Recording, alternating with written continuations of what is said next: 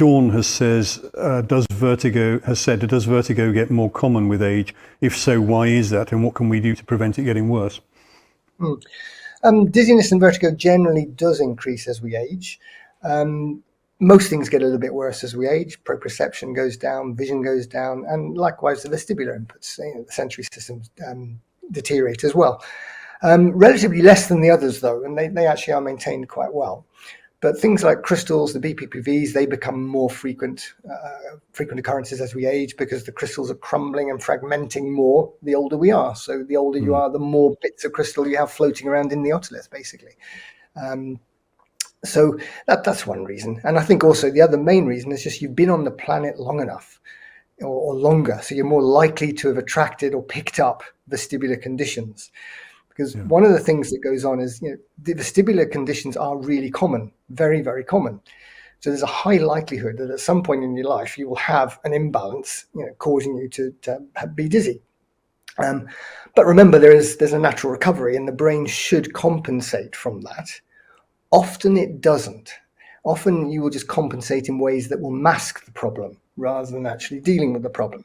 So for example, patients will stop moving their head, they'll keep their head very still and they'll just tone up in their neck instead. And so the neck muscles, the upper suboccipital muscles become very, very tense, very tight.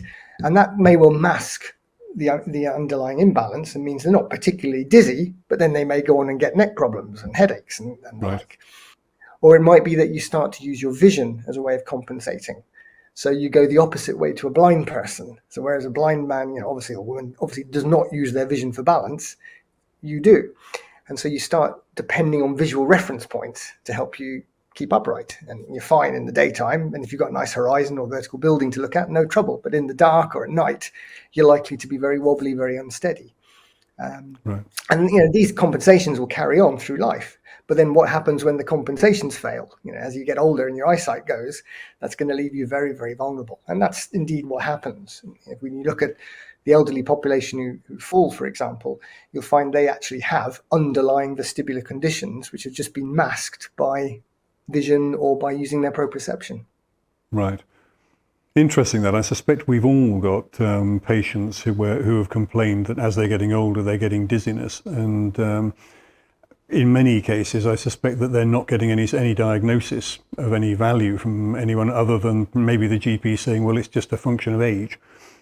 Yeah. It sounds though there is some hope for them.